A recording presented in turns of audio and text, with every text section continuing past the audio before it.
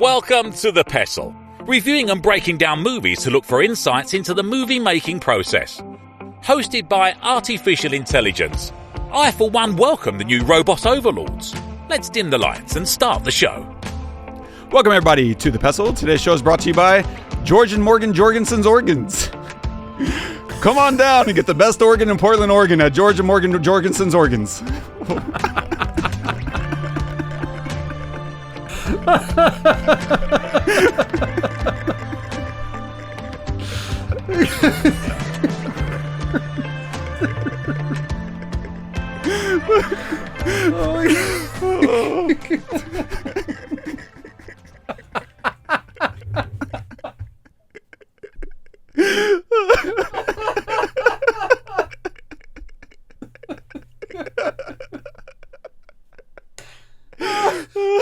Shit.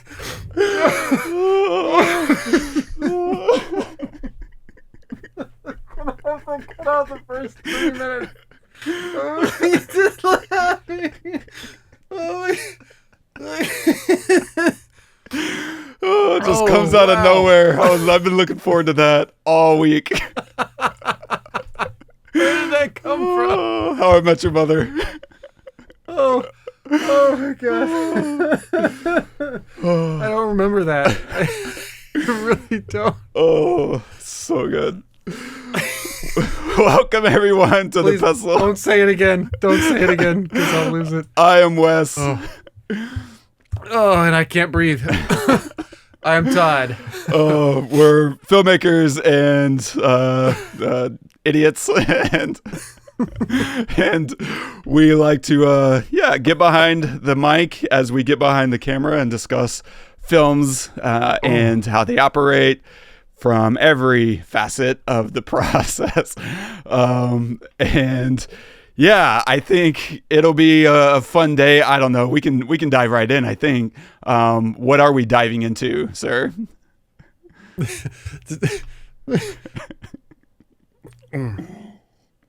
I feel like last week we talked about Tropic Thunder and them having to act across from each other and not laugh. I try to do my best. Oh, okay.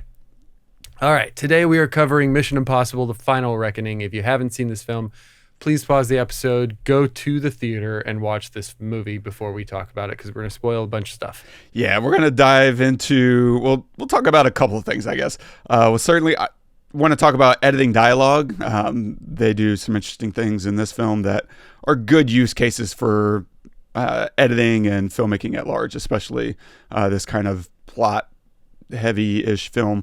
So we'll talk about editing dialogue scenes, as well as dive into story and writing, exposition dumps. We'll talk about the real villain and other such stuff and things and stuff. And a quick synopsis of the film. Ethan Hunt and the IMF team race against time to find the Entity, a rogue artificial intelligence that can destroy mankind.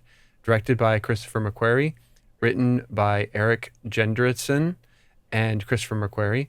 Cinematography by Fraser Taggart, featuring Tom Cruise as Ethan Hunt, Hayley Atwell as Grace, Ving Rhames as Luther, Simon Pegg as Benji, Esai Morales as Gabriel, Pom Klementieff as Paris, and Angela Basset as President Sloane. This can't all be true.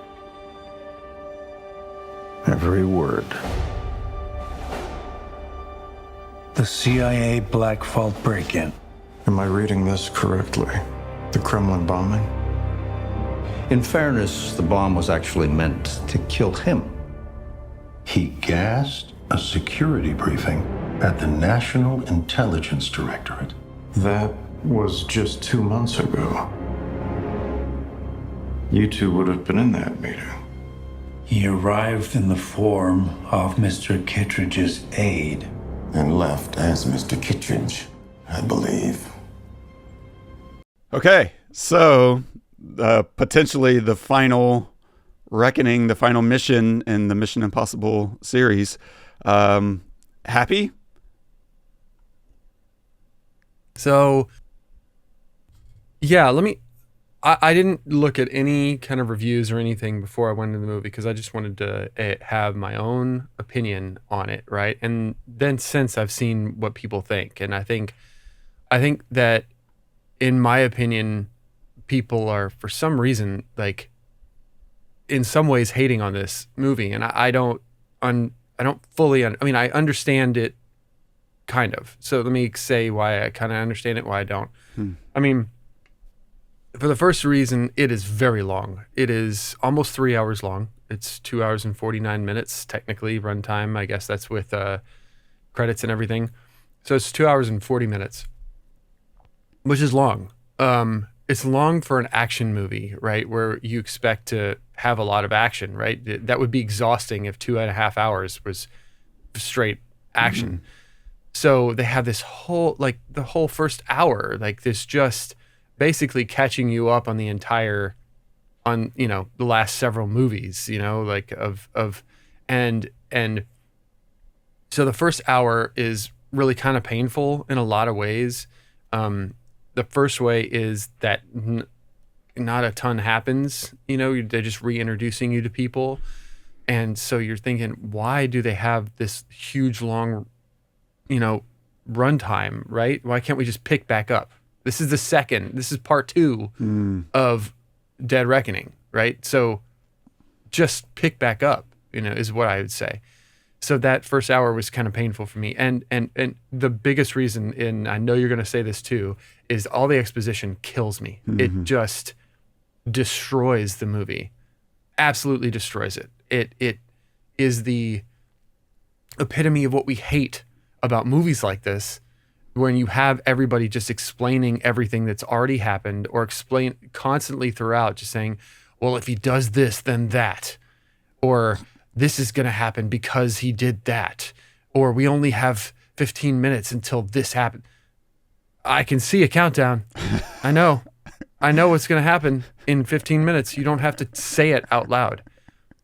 So that makes me not want to watch the movie again, because I can't take that anymore. Like I just, it makes me upset too, because this movie is a spectacle.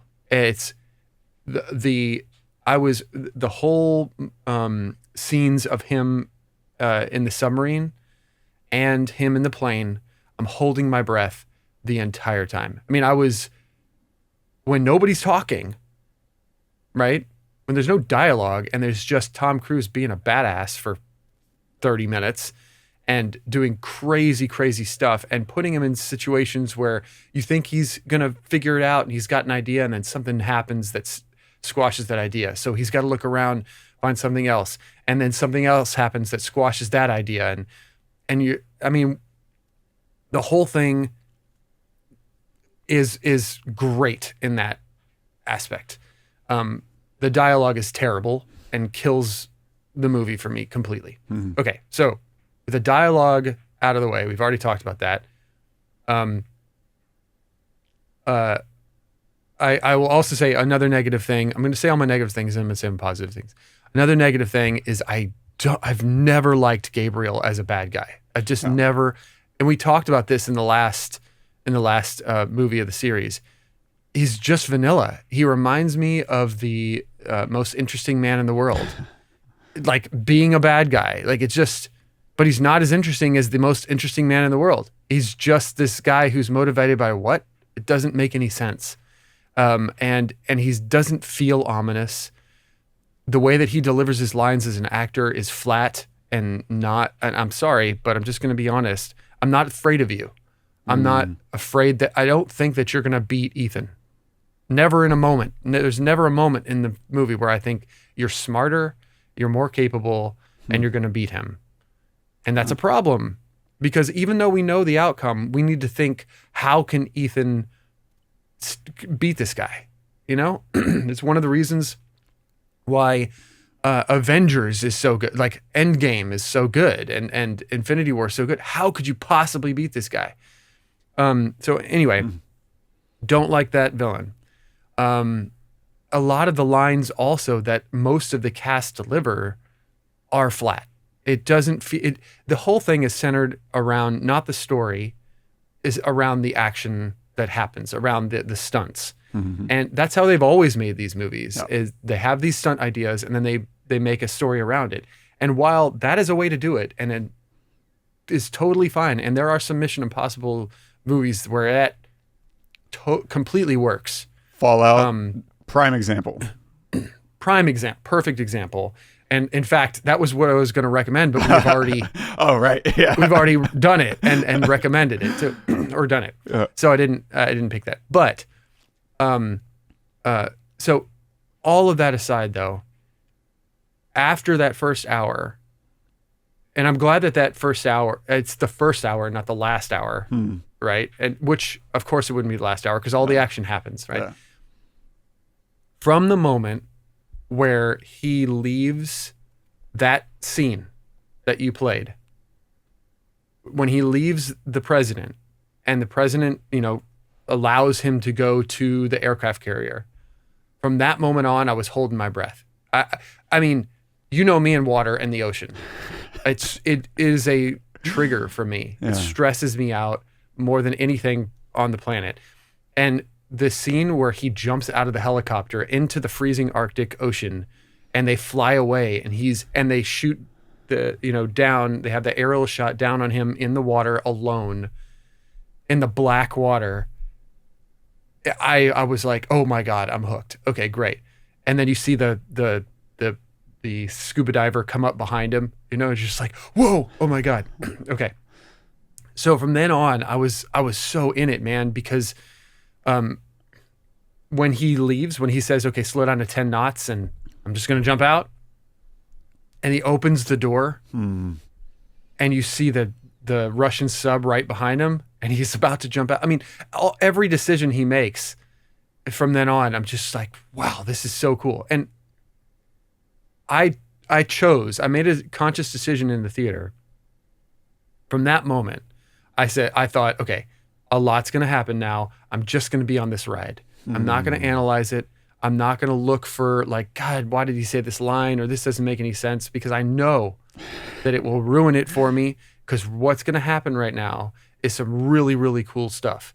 And if I'm not going to have a good time if I analyze the dialogue or if I, whatever. I can attest to that. Yeah. Yeah. Right. Okay. Because you probably were analyzing all of the dialogue. And yes, there was plenty of it. Like the whole scene of Gabriel in the Doomsday or outside the Doomsday Vault where they had the bomb, that was cringeworthy to the 10th degree. It was awful. The whole thing was awful. But that submarine scene and then he goes down to the sunken Russian sub and it's rolling over, and I mean, that was so wild and unbelievable. And then it's sinking and he's trying to get out of the torpedo tube and then he has to, it's crazy. So that's crazy. But you know that there's CG in that because obviously he's not in a sub. Yeah. But it's him doing it. And every time you see something that's like a hand or a finger or something or a foot that's supposed to be Ethan, it's him. Yeah. So we know that.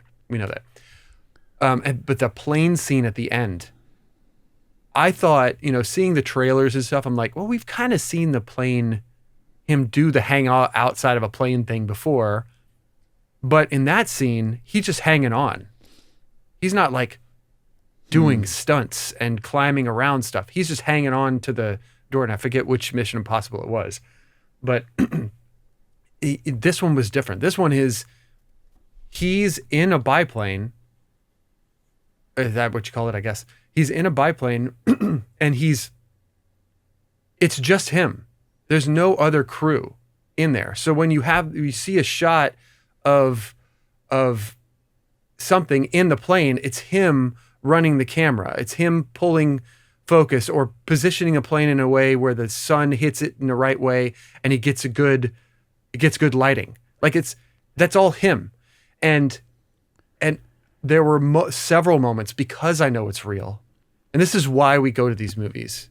We go to these movies because Tom Cruise is a badass and he's going to do stuff that nobody else would do.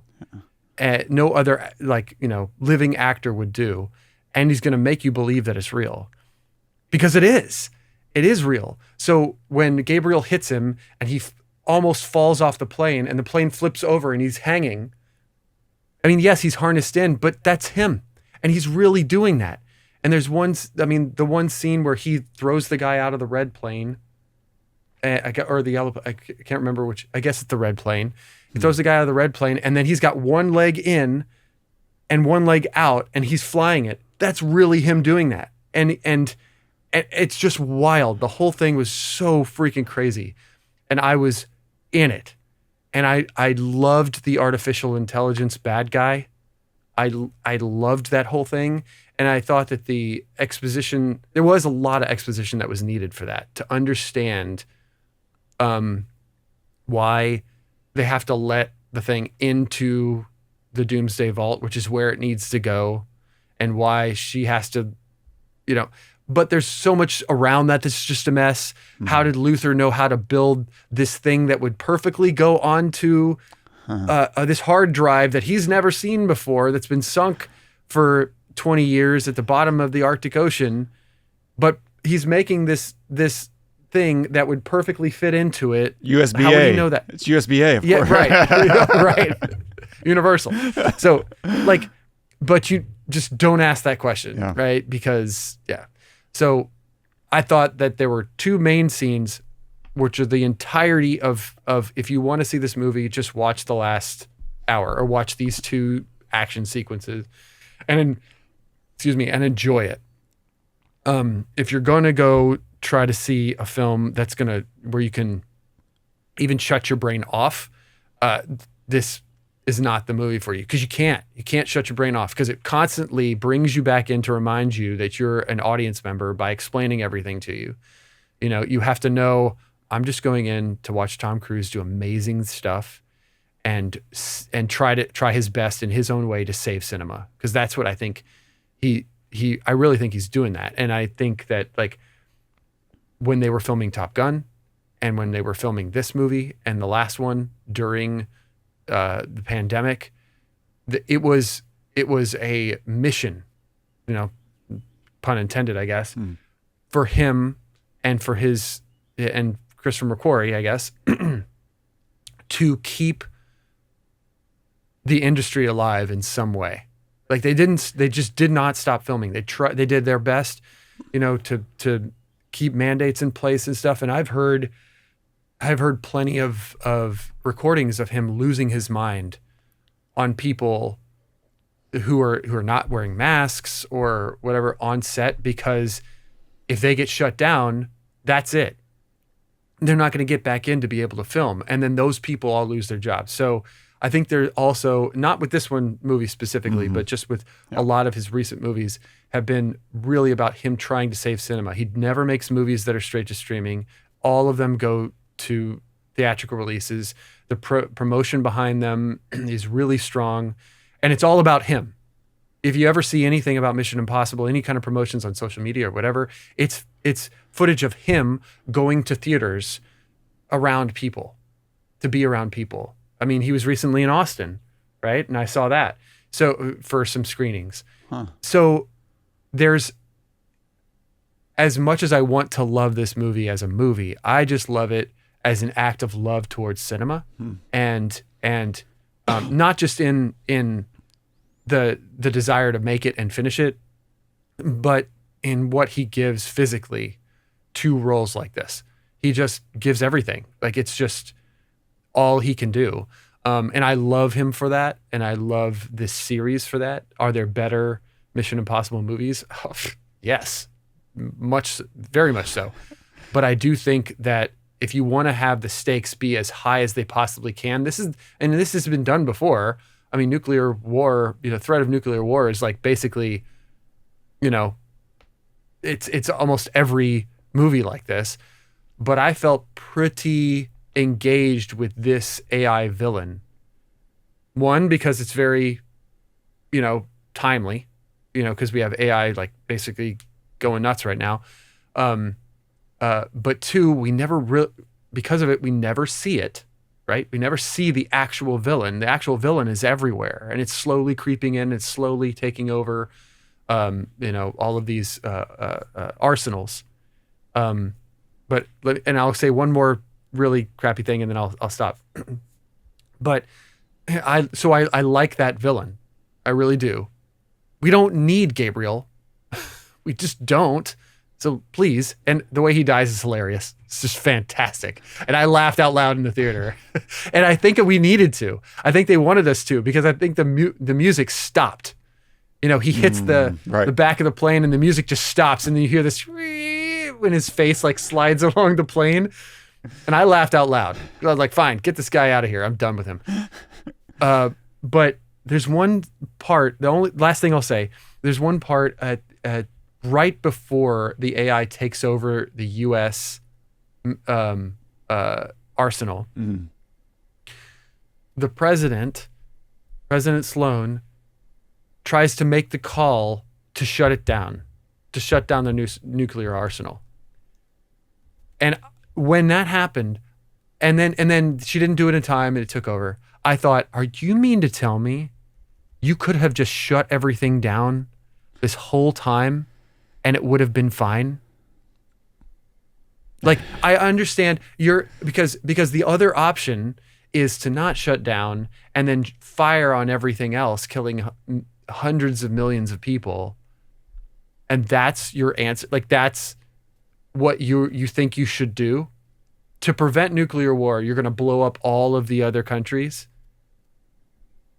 That was ludicrous. You could have, so when the last country, what was it? It was China? No, yeah, it was China, I guess. The last country has their nukes taken over by this AI. You mean to tell me that you could have shut down immediately, knowing that they're not going to fire at you?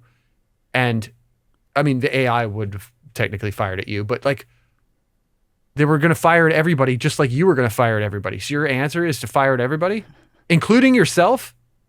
Sacrifice one of our cities? Like, that was ridiculous. That was just bad writing. Just paint it into a better scenario than that. Like, we don't have a better answer than to just fire at everybody. Come on, don't write yourself into a corner like that. So yeah, the writing was really tough, but the action was fantastic when it happened. I love Tom Cruise, and yeah, so it was fun. It was long. It could have been 45 minutes shorter, or an hour shorter even, and been a better movie for sure. And the exposition was rough, but I enjoyed it for the heart beating moments, And I watched it late at night. I went to like a 10:30 showing, so it was late. This is the only one I could get to. But I was up. It kept me going the whole time. So, wow. Good and bad.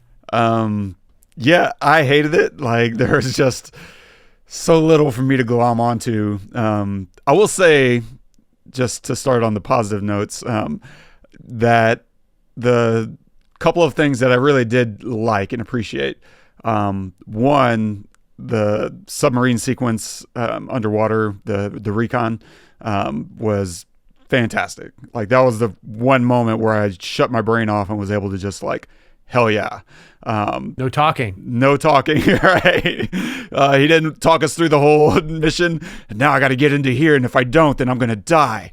But now I'm going to go into here. And if I don't, we're all going to die. like none of that, right? It was just, we're going to go through it.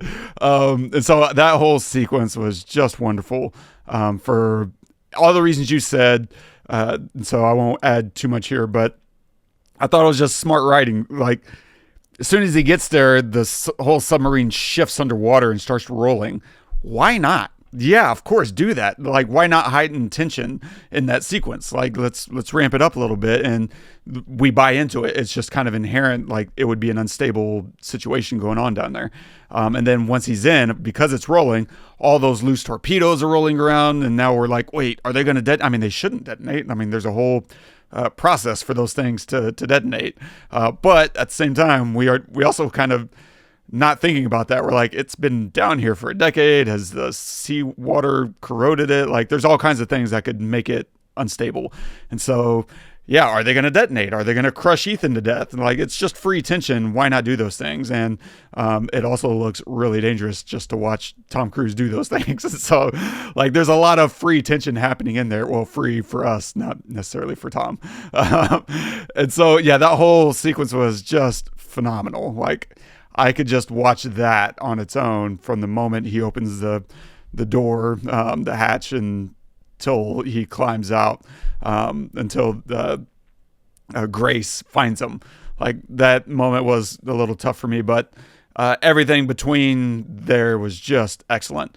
The other thing that I really liked and appreciated was all the maybe conversation is a bit strong, but all the stuff around the nukes I thought was really, really great, just because anytime we can get a message out there to humanity about the danger that these things represent, I'm for. Like, we have people in many countries with the power to end life on Earth. Like, yeah, let's keep reminding people this is a bad thing that we need to keep our eye on and to respect, and hopefully find a way to wind down.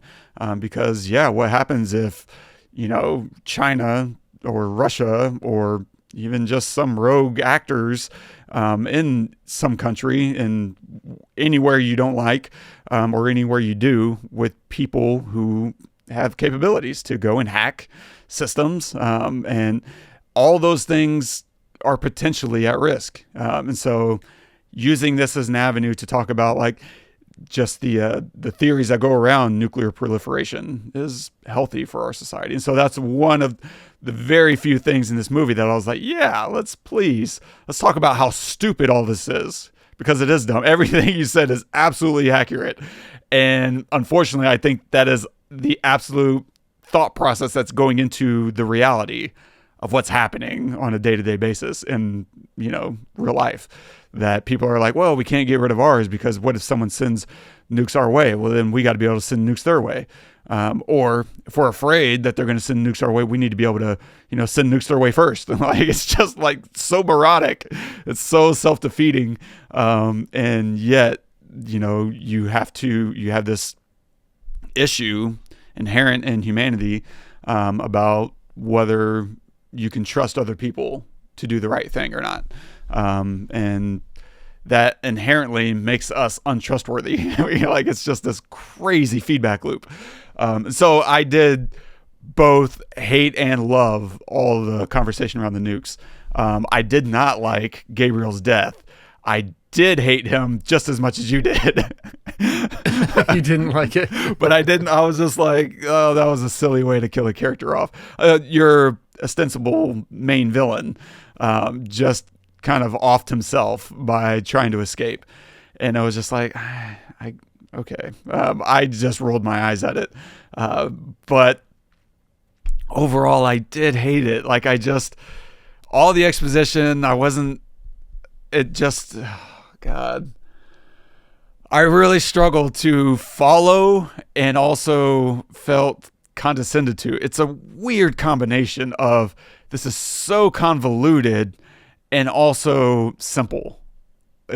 They're trying to talk us into knots by explaining their weird convoluted plot that doesn't really make a lot of sense.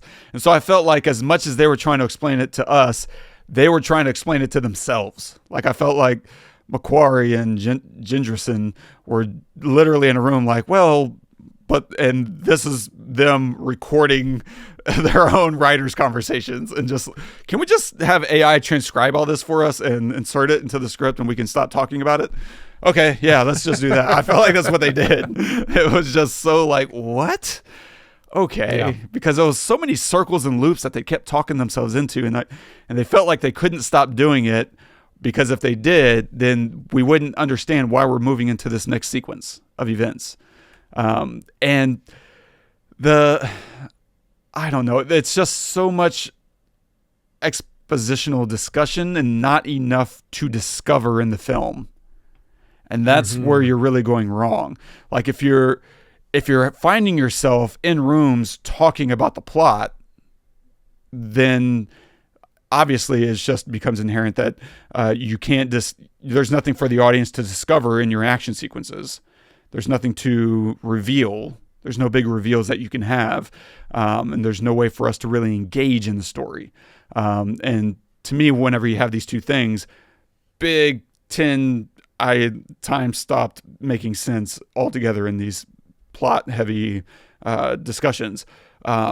you have those, whatever it is, 10, 30-minute sequences of discussion, and then you have, 30-minute action sequences, and not a lot of overlap, if any, then perhaps the plot is too shaky and it's not actionable in itself, which is obviously not good in an action movie. In an action movie, right, you want to be able to say on the fly, like, hey, we need to grab that thing. What does it do? We don't know. And then on the way, you have a big reveal, like this thing explodes and it's like, oh crap, that's what it does. It's a detonator. We need to get the detonator or else, and you need to have these ways to reveal to the audience why you need these things to make it more deeply visceral, so that we inherently are able to piece together in our heads why these things are unfolding and happening, and the domino effect begins to unfold itself through the dominoes falling. And that just never happens in this movie. There are no dominoes. There's just set pieces and that they're trying to trigger, but they're also standalone, that they don't really impact and influence the things that come after. And therefore, they have to stop all the action again, reset up all the dominoes so that they can knock them all over again. It's just really, awful way to set up and plot your action film. And so that just became this really clunky way to move through this story, which stinks when you factor in that this is, to your exact point, this is part 2. If you were going to set it all up in a part 1, okay, we get it. Now we can just kind of live in this universe that's been built. But to just keep stopping and doing the same things over and over again just killed me. And the other thing that really just frustrated me was, okay, there really is no big AI discussion in this movie. Like it's using AI as a bad guy. Fine. I'm okay with that. It doesn't really use what makes AI dangerous relevant in this story. Like, it's kind of background chatter. Like, we'll do a 5-minute sequence of interviews of man on the street and how they're thinking about the end of the world now. And it's just kind of this brain rot attempt at discussing, fake news and the unreliability of the internet, and why, I guess, people in power are more educated and able to tell us what's real and false. I have a very deep, profound issue with that direction of thinking. Whenever you're starting to imply top-down thinking is much better for us than people thinking for themselves. So that on its own is very frustrating for me as just, I don't know, an American citizen with, feelings about democracy and all these kinds of things. And so I don't think it engaged in that level almost at all, and to the extent that it did, it was very lacking in its implications and symbolism. But the thing that I thought they were actually trying to have a conversation with, which I really enjoy, and what I think AI is there to represent, is this idea of fatalism versus free will. It seems to want to have a discussion about fatalism being the real villain, right? And so the AI is just this inactive thing in this movie, other than the blinking map on the nuclear board of where the cache, is being vulnerable and being taken over. And so the elements of fatalism that they are engaging in, but I don't think they do a good job, is that the entire plot hinges on people handing over power. And that is really interesting. And I really love the direction of that, right? And so it starts with Paris under arrest and Ethan and Benji go in and try to break her free, right? And then you have this first officer who has to make a decision of arresting them, or probably more appropriately dying in the process, because if you're going against Ethan Hunt, you're not going against him, you're going against death itself. And so he has to make that decision, and Ethan kind of invokes this whole idea, like, that's what you're expected to do right now is to resist, and what I'm asking you to do is, he doesn't really say it, but he's asking him to join them. And he kind of does, but it's very weirdly worded, I think. And so he does. He releases Paris, and he actually joins the fight for whatever reason. And now we have a random good guy added to the team because I guess we just need one more person. And so I guess if you're going to kill Lutheroff, which we'll come back to. I was just going to say. Yeah, you need to fill in those shoes somehow, I guess. And so, okay. But anyway, fatalism versus free will. So Ethan is going around demonstrating that free will exists and that you're not beholden, you're not predestined into anything. Paris has to stop killing. She has to stop her own personal programming of, I'm a killing machine. And at the end, what does she do? She saves Benji. So that's their version of her reversing course and choosing a new path for herself, a new destiny. The president has to trust Ethan, right? She sets him free instead of sending him to prison. The Russians need to cooperate, right? They get on that little island. And of course they don't. They're not able to break free of their own tracks or train tracks of predestination. The submarine captain has to trust them. Milchick has to fall in line. Yeah. The aircraft carrier admiral has to trust Ethan, right? And then ultimately the president herself has to shut down her nuclear arsenal and give up power. So all these things are about people giving over their power to Ethan or to the greater good, however you want to phrase that. They have to go against their own instincts and give up power, which is interesting. But I just don't think any of those moments made for very satisfying moments, because I don't think it's enough to really have Ethan say, please, and then them say, okay. Like, that's kind of what every single moment is. Very plain on its face. There's no good push or pull. And there's this thing I've noticed recently. Over the last few months, I've been paying more and more attention about these very little simple moments that happen in stories all the time. And I've come to think of it, as of today, as the rule of resistance, which is if someone asks a person to do something, it should never be easy, right? Hey, John, come into the next room with me. Okay. That's just not a very interesting moment. Instead, what normally happens is I have to finish this email or else I'm going to get fired. And if I get fired, I'm going to lose my job and I'm not going to be able to pay my rent and my family's going to be homeless. And it's like, well, just come into the next room. Okay. And it's like now, even if he does say, okay, you've done it with a lot of stakes. Like, whatever is in the next room has to be really good for him to be worth potentially sacrificing his job and his family and his house and his wife and kids leave him and whatever. Like, you've now just created the resistance is there to make it worth whatever is coming next. And so you have to have some kind of push and pull. And often it's much smaller than that. It's usually like, no, I can't do that right now. Just leave me alone. Please trust me, right? Fine. What is it? And then this moment, but you're just creating these little pockets of resistance just to add a little more dynamics to the scene and to give the actors something to play against and to actually do, because just saying please and thank you isn't really going to get you very much engagement from the audience. It's not going to make the scene interesting. And this movie is just kind of full of these moments where the resistance isn't really there. It's just kind of a dramatic beat. And then, okay, when in reality, the stakes are so much higher than please come into the next room. Like, these are people needing to hand over their lives to this guy. And they're just like, yeah, okay.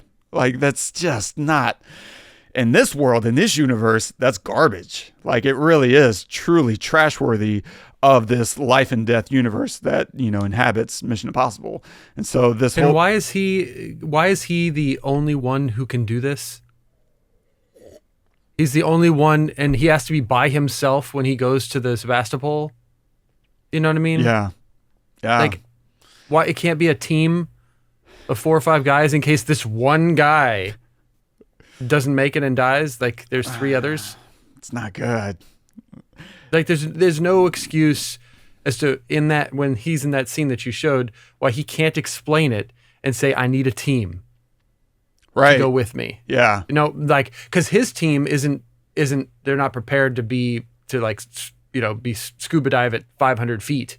I understand why his team can't do it. So he needs a special ops. Why doesn't the special ops team on the sub that saved him in the water or picked him up in the water go with him? Because then they don't make it, but he makes it out.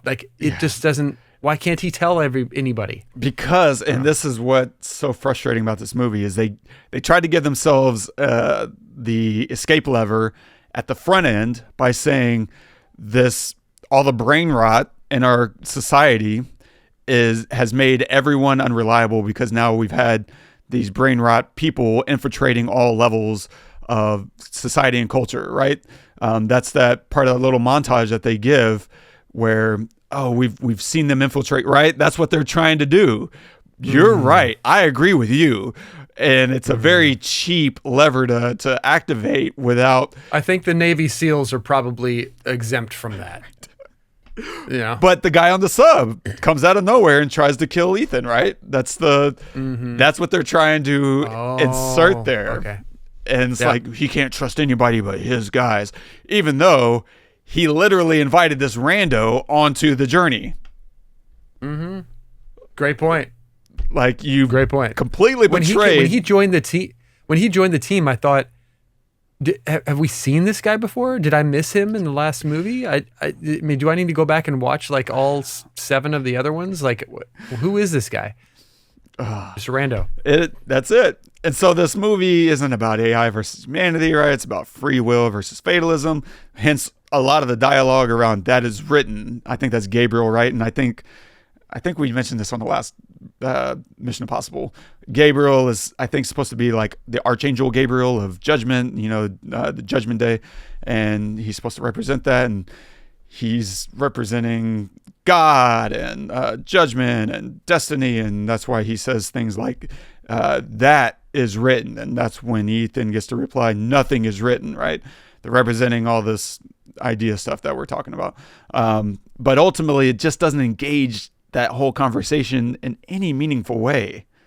Because when you get to the climax, this is the moment that really should, if you're going to have a conversation around some kind of philosophy, then your stakes, the plot, needs to be built around that in a very spoken out loud kind of way. And yet it doesn't. The climax revolves around Ethan getting the gadget from Gabriel and pressing the button. And now all you've done is just make an action sequence around that. There's nothing inherently built into whether or not this is predestined or this is free will. It's just him punching out Gabriel. That's the crux of the climax. And then Grace needs to cut a wire and pull the tube. Again, there's nothing inherently free will or predestined about any of that stuff. It's just two people need to perform these actions in a sequence, which really speaks against your free will idea. Whenever it's like, this thing has to happen in the exact right sequence of events or else, it doesn't work. It's like, were they predestined to do that? I don't think the philosophy that they're trying to rebel against is very well spoken, because if the bad guy is AI and AI is predicting everyone's movements to a T, then the whole good guy thing that he's been doing this whole 2 movie sequence is about rebelling and breaking free of those chains. And if the very final sequence of your film hinges on a domino effect of predestination, that's the visual that you're giving us, is these things need to happen in the proper sequence, or you're just falling into the trap that you've set. I don't understand. The other thing I don't really understand is why Grace is suddenly a badass fighter. Where did that come from? She was a pickpocket in the first movie, and now she is taking down actual trained fighters, like she is this MMA guru that can bench 350. I don't know where this comes from. Don't ask too many questions. Stop asking questions, Wes. Yeah, but I think the thing this movie really does that I don't like, and the real issue is this, and it's so appropriate you invoked Endgame, because I think for the reasons that there's moments that worked and didn't work, and everything in this movie that didn't work for me also comes down to kind of nostalgia porn. It's the fan service aspect, and this movie is all fan service. Like, it's just flashbacks to add depth. The only fan service element that I really liked that nobody else in the theater picked up until it was just spoon-fed is the agent from the first movie, is that technician. Like, the moment he stepped on screen, I was like, oh, I knew. Yeah. I'm so glad you called that out. I was so excited to see him, and not only to see him and then he like immediately dies. He has a very pivotal, important role for the rest of the movie. And I loved that. I got like goosebumps when I saw him. But I knew in my heart, I was like, oh, they're gonna kill this guy and his wife immediately. Yeah. And they don't. And I was very happy that they didn't, that he became part of the team. It's very rewarding. That was rewarding. Yeah. And so I just started cracking up because I was like, that's so funny. And to me, that's really good humor, is to pay off a punchline that was set up 30 years ago. And not just that, but the best part about that, I'm so glad you brought this up because I forgot to. The best part about that is like him in the plane later on, and he's talking to Ethan, and Ethan says that he's sorry. He's like, I never would have met my wife. I love my life.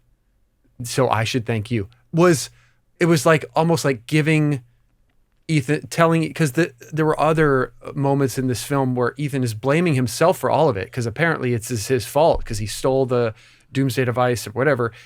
And so this whole thing is his fault. So he's taking all of this on.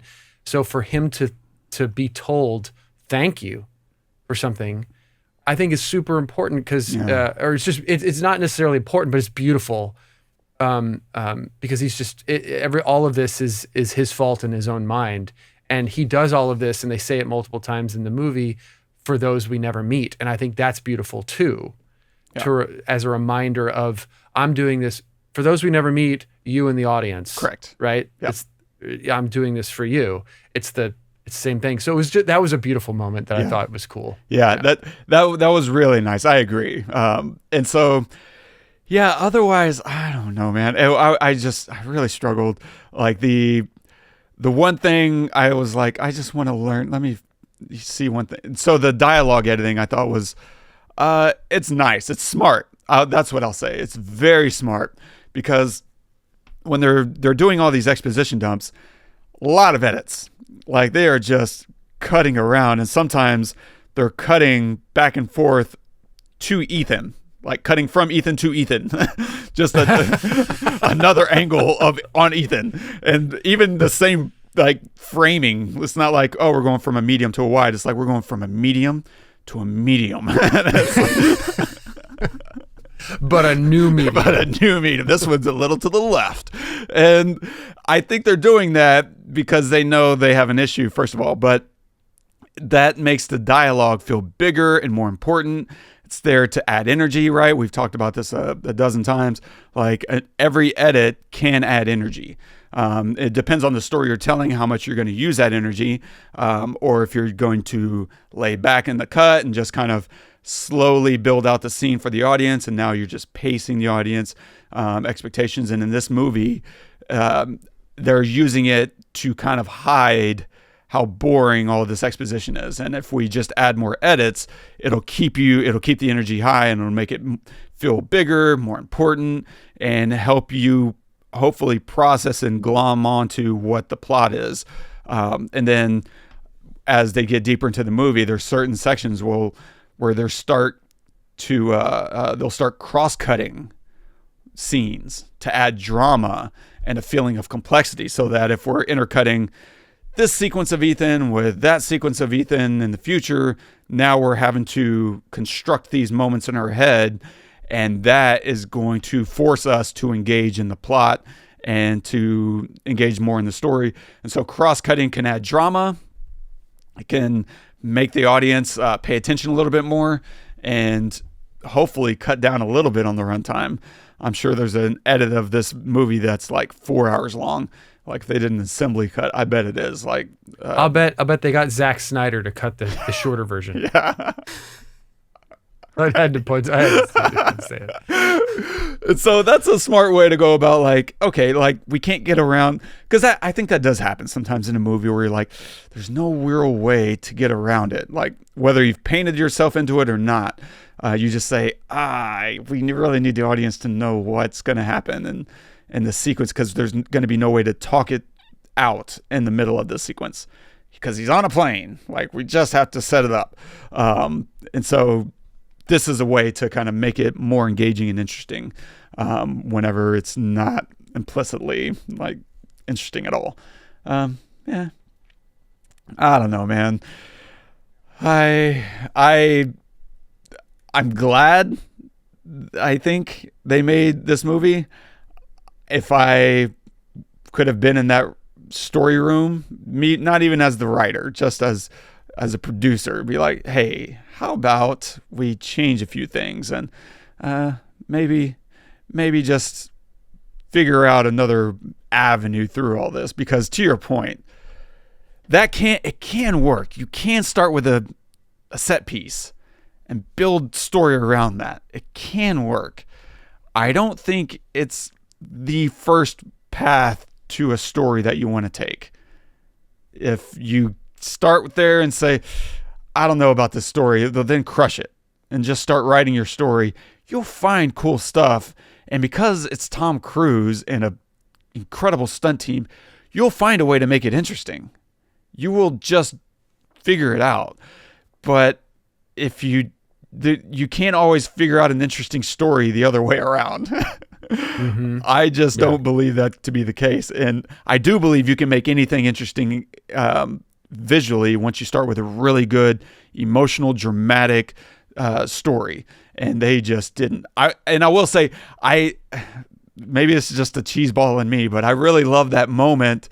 The president steps off the plane, sees her son. I actually really love that moment. And maybe that's just Angela Bassett, because she's Angela Bassett.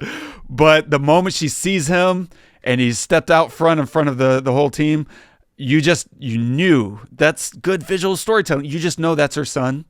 And you know that she was willing to sacrifice her son, and that was just a beautiful moment of, thank God it all worked out. Great moment, but most of it, not great moments for me. Yeah. I agree. I don't really have much more to say. I think we talked about everything. I mean, what about Luther? I'm glad that this. What about? Oh yeah, Luther. It was just, I wanted them to sacrifice Luther and Benji like 4 movies ago. This to me felt like, well, we're not going to kill Ethan, and we got to kill someone to make it feel like the stakes are high. We'll just kill off Luther, and we'll go from there. I don't know why it necessarily had to be Luther, but I guess because he's the only one who does anything on the team. Yeah, he's like the technical. Yeah, I guess. But I don't know. Somebody had to die, right? Like, it just, there had to be some cost. I'm glad there was, because without him there wouldn't have been. But there's just, I don't know. I think it was good that Ethan was there, and that Luther, basically like told him to go. And you've seen this story a lot in like submarines, like, get out of here, and then the person drowns or something. In this case it was a bomb, but even that had complexity around it that didn't need to necessarily be there. This is going to be a gigantic bomb that's going to destroy the entire city unless I cut this wire. Well, he's locked in. He's locked in that cage. So it's, does he need to actually cut the wire? Does that have to be a thing? I mean, I guess it is, because later on they have a similar bomb where they have to cut it to stop it from going nuclear. But how does Gabriel have access to all of this nuclear? I don't know. It didn't. There's just, like you said earlier, there's added complexity around stuff that doesn't necessarily have to be complex. It can be much more beautiful if someone is just there and okay with being there, and they had this conversation, and they kind of did that. But you're right. Choosing to sacrifice yourself instead of being forced into sacrificing yourself kind of loses the meaning behind the sacrifice. Right. So, I guess I am glad that it was Luther, right? Because there's just like this relationship between Luther and Ethan that's I think deeper. True. At least in my experience of it. Yeah. So losing Luther was more impactful, I think.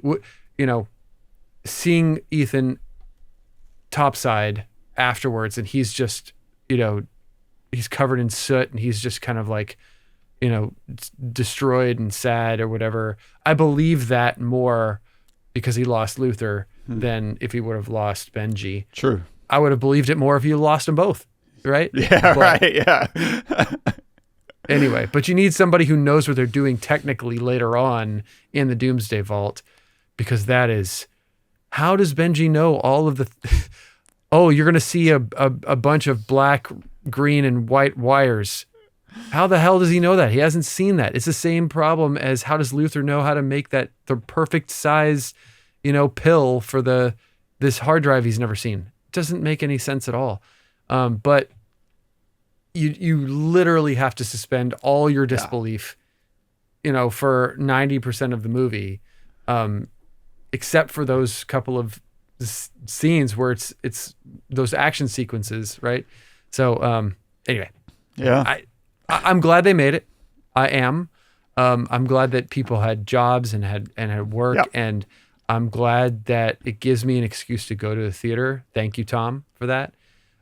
What I'm hoping is that now that mission is over, that we can go back to stuff that plays to your strengths as a storyteller rather than just your shock and awe of hanging from a plane in the sky because you're a great actor. Yeah. I mean, Magnolia, Eyes Wide Shut, Vanilla Sky, like you are brilliant, and we're not really able to see all that through the lens of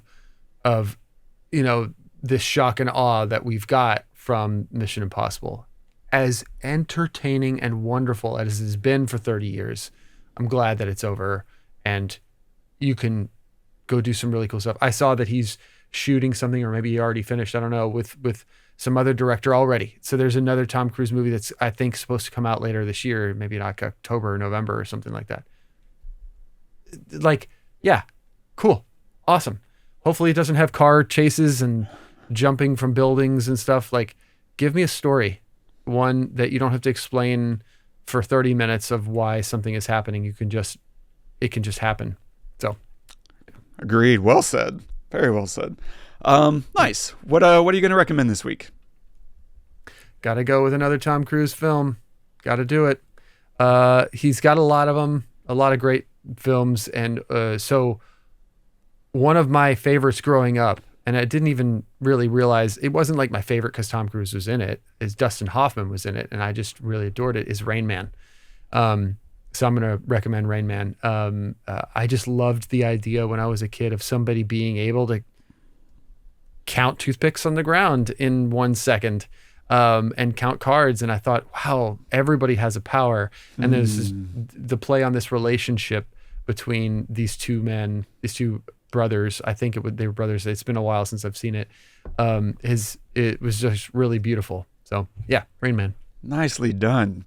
I'm going to recommend another action film. This one's much more visceral and much less exposition heavy. It's Warfare. It's the new Alex Garland, and he's co-writing, co-directing. And it's brutal. It will give you feelings and thoughts about warfare. It's the reason obviously it's named that way. And it's based on actual memories of veterans and things that actually happen. So every moment in that movie is from someone's memory.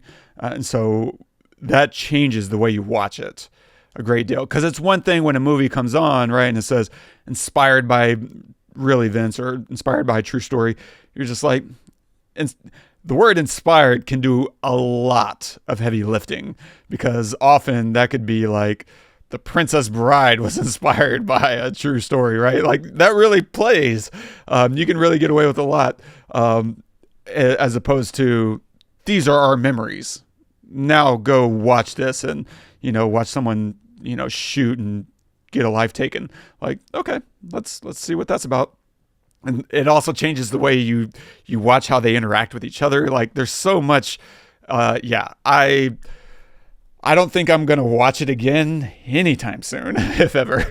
But I wanted to see that in the theater so bad, but it was only in the theater for like a week, maybe 2, and I wasn't able to get there. And now it's not there anymore. That sucks, because the sound design in that movie is absolutely incredible. You would have flipped. I'll watch it with headphones. Yeah. I can only imagine. Just from the trailers and stuff, it looks incredible. Yeah. And very, very, very hard to watch. Yes. Yeah. Accurate. Nice. So Warfare. And stay tuned for next week. We're not done with Tommy Cruise. We're going to see what else he's cooking up. And another action film called Tropic Thunder. So we'll get a little dicey, and see if we can get through that movie. Who knows? Stay tuned. And so, stay tuned for that. And if you're enjoying the show, don't forget, subscribe, drop us a review, and leave us a note if there's something you want us to cover. And if you want to comment on this episode, you can do that at the very short, pithy URL of thepestlepodcast.com/Mission Impossible: The Final Reckoning. If you read the intro again, I'm going to leave it. And our quote of the day today is from Henry David Thoreau. Disobedience is the true foundation of liberty. So well said. Because what is liberty without the ability to disobey? Correct.